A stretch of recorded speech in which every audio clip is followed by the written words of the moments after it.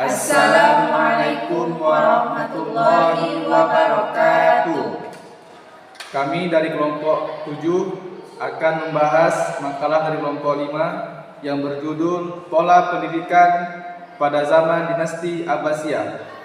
Baiklah, sebelum kami masuki pembahasan, kami akan memperkenalkan terlebih dahulu dari kami. Nama saya Primus Fa'anzir Tarigan dengan NIM 10 12 02 3084. Saya Zahratul Humairah dengan NIM 101 2023 078. Saya Lydia Febriani, NIM saya 10 12 02 3104. Pendidikan merupakan sarana atau wadah yang sangat berpengaruh dan penting bagi manusia untuk meningkatkan ilmu pengetahuan. Karena apa? Karena pentingnya pendidikan. Islam sendiri menempatkan pendidikan pada kedudukan yang tinggi dan yang sangat penting.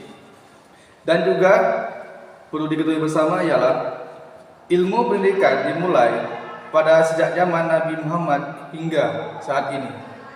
Dinasti Abbasiyah berdiri setelah kemunduran dinasti Umayyah. Pada saat munculnya dinasti Abbasiyah, inilah keemasan Islam mulai muncul. Dinasti Abbasiyah membangun Islam dengan sangat-sangat gemilang. Bahkan wilayahnya tidak hanya sampai Jazirah Arab, tapi sampai ke Eropa sana. Dan juga sering disebutkan bahwa pada zaman dinasti Abbasiyah atau disebut dengan Golden Age, disitulah mulai muncul kerajaan-kerajaan baru, dan juga masa-masa kegemilangan Islam mulai bangkit. Baiklah, di sini saya akan melanjutkan pembahasan tentang pola pendidikan pada masa dinasti Abbasiyah.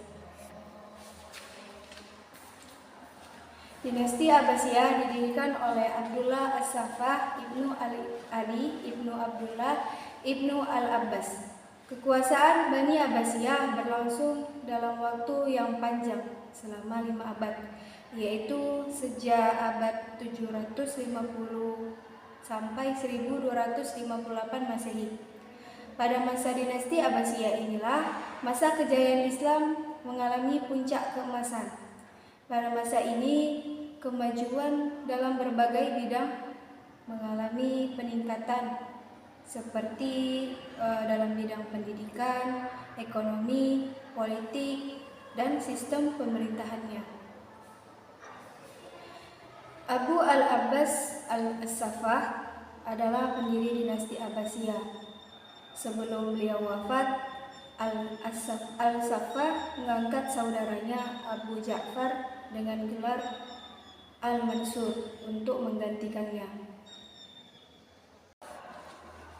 Perkembangan pendidikan pada zaman dinasti Abbasiyah meliputi seperti adanya lembaga-lembaga pendidikan Islam yang terdapat pada masa dinasti Abbasiyah, yaitu khutab, masjid, pendidikan dasar di istana, toko-toko kitab, rumah-rumah para ulama, majelis, perpustakaan, dan observatorium atau rumah sakit. Kesimpulan yang dapat saya sampaikan ialah pada masa dinasti Abbasiyah ada beberapa kurikulum dan metode-metode yang digunakan, antara lain yang pertama kurikulum yang digunakan pada dinasti Abbasiyah yaitu berfokus pada ilmu agama Islam seperti tafsir, hadis, dan fikih,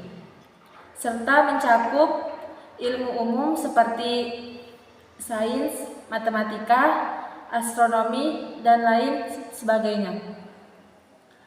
Yang kedua yaitu metode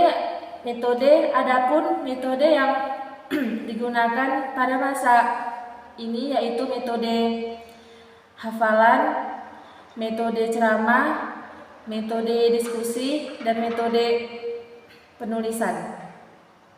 Baik, adapun beberapa poin yang dapat diambil dari pola pendidikan Islam itu dari saya ialah Pendidikan itu merupakan sebuah wadah yang sangat penting bagi siapapun yang ingin mengambil ilmu di dalamnya. Karena terdapat beberapa metode dan ilmu-ilmu yang dapat kita ambil dan kemudian kita ajarkan kembali kepada nantinya peserta didik kemudian.